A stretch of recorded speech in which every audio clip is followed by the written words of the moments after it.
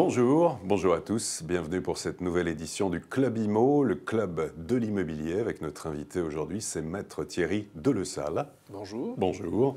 Vous êtes président de la commission des statistiques des notaires de Paris-Île-de-France et vous publiez la note de conjoncture traditionnelle, bilan 2014 et perspective 2015 du marché résidentiel, à la fois à Paris mais également en Île-de-France. Avec tout d'abord tout un symbole, Paris passe sous la barre symbolique des 8 000 € par mètre carré pour un logement ancien.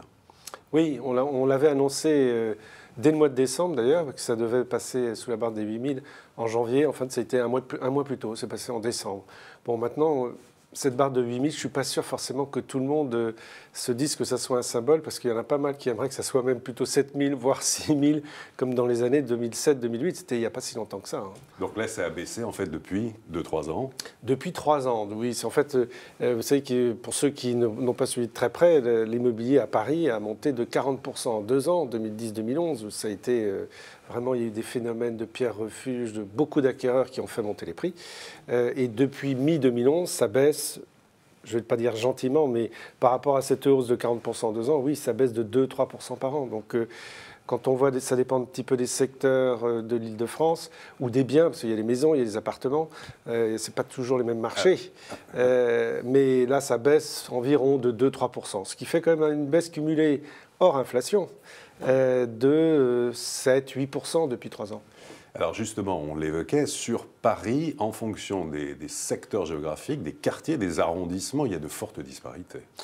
Alors, il y a toujours eu, et notamment par rapport aux arrondissements qui étaient les plus chers, qui sont toujours les plus chers, eux avaient le plus monté, donc c'est eux qui ont le plus baissé en 2014. Il y a un côté un peu mécanique que sont le 4e, le 6e, le 7e, ça c'est des arrondissements qui ont beaucoup baissé.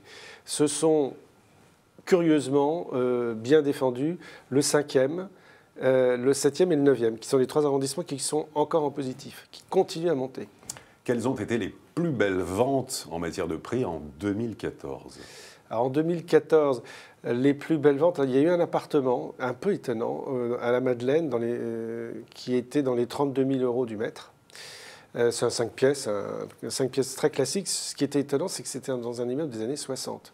Quand on sait la construction des années 60, même à la Madeleine, on peut s'étonner un peu du prix.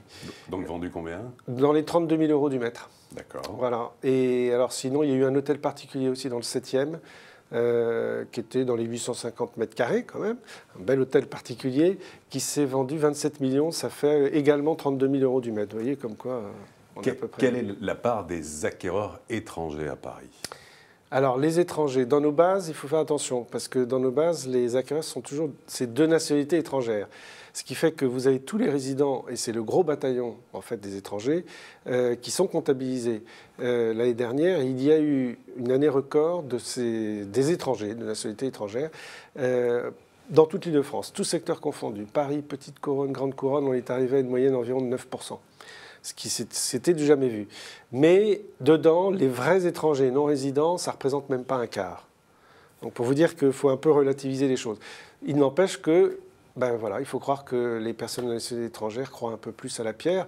Ou alors est-ce que c'est parce qu'il y a moins d'acquéreurs de nationalité française, je ne sais pas, mais mécaniquement, il y a une forte proportion. La baisse des prix à Paris est-elle durable ? Eh bien, écoutez, ça dépend un petit peu de votre confiance dans l'économie française, je vous dirais.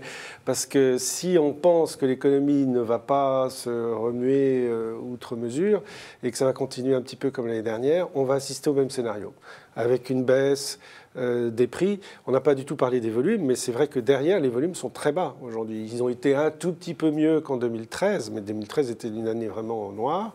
Donc il y a très peu de transactions en ce moment à Paris et en Île-de-France.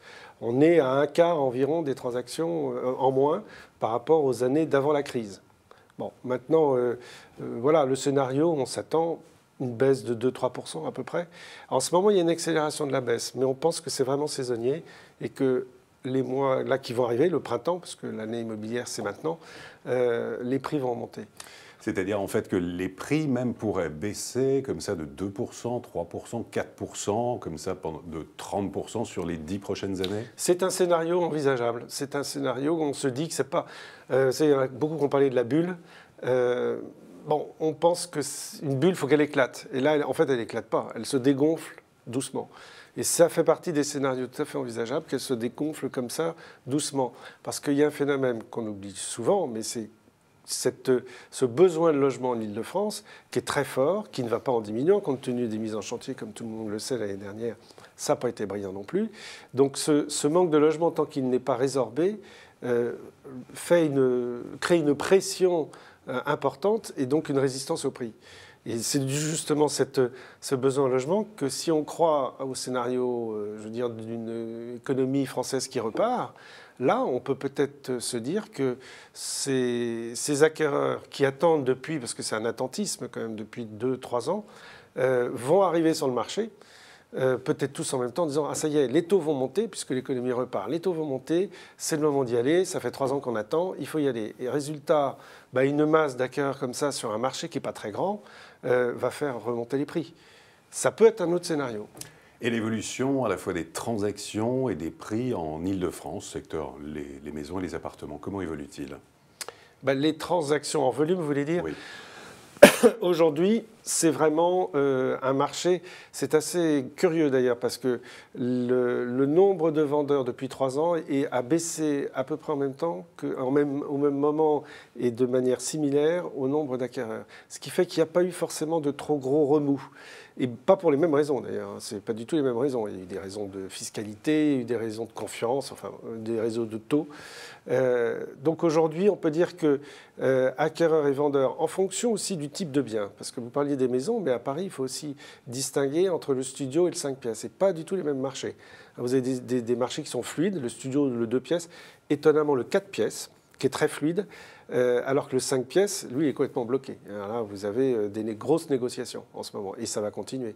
Pourquoi? Parce qu'il y a beaucoup de gros appartements sur le marché. C'est entre 2 et 3 fois en nombre de mandats, les agences vous le diront. Ouais. Qu'est-ce qui permettrait, selon vous, de relancer, de fluidifier véritablement le marché? Est-ce que les annonces, les mesures du gouvernement, notamment en matière d'investissement locatif, est-ce que pour vous, tout ça, ça va dans le bon sens?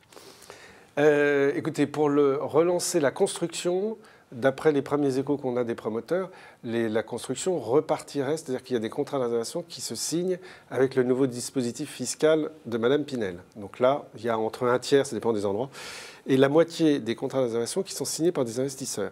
Donc les investisseurs reviennent sur la pierre neuve, mais dans l'ancien, aujourd'hui, on est très très perplexe sur les sur les mesures du flot, sur les mesures du locatif. On est très perplexe sur une relance. Je ne crois pas d'ailleurs qu'il y ait forcément de volonté de relancer. La volonté des pouvoirs publics, c'est de faire baisser les prix, c'est très clair. En quoi faut-il être particulièrement attentif aujourd'hui quand on souhaite vendre ou acheter un bien immobilier? Si on termine par un conseil pratique. Aujourd'hui, alors, si vous êtes dans un schéma de secondo-accédant, c'est-à-dire que vous êtes déjà propriétaire, on peut dire que la transaction de confort a pratiquement disparu. C'est-à-dire que si vous avez votre bien, votre logement ne correspond plus à vos besoins parce que vos enfants sont partis ou parce que vous allez avoir au contraire d'autres enfants, cette transaction de confort, vous ne la faites plus en ce moment. Pourquoi? Parce que c'est devenu dangereux. Aujourd'hui, il y a quelque temps, quand on avait cette transaction de confort à faire, on cherchait, parce que pour son logement c'est long, vous êtes exigeant et c'est normal. Donc vous cherchez longtemps, et puis vous trouviez. Et quand vous trouviez, vous signez la promesse de vente, et à ce moment-là, vous vous dépêchez de vendre le vôtre.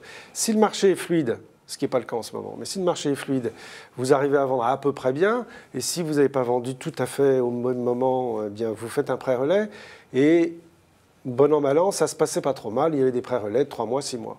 Aujourd'hui, le marché étant tellement peu fluide que ça serait du suicide de faire ce schéma-là. Il faut vendre d'abord, et c'est ce que font les clients. Ils vendent d'abord, et après, ils se dépêchent de trouver. Mais évidemment, s'ils sont exigeants, ils ne trouvent pas. Et qu'est-ce qui se passe à ce moment-là? Ils vont sur de la location meublée, et après, ils cherchent. Mais ils cherchent. Qu'est-ce qui va les pousser à chercher ou à plonger très vite, sachant que les prix baissent, que les taux sont toujours bas, donc ils ne se pressent pas forcément pour racheter. Bon, on termine là-dessus. Maître de Le Salle, merci beaucoup. Merci. Et à très bientôt pour une prochaine édition du Club Imo, Explore Imo, Le Figaro.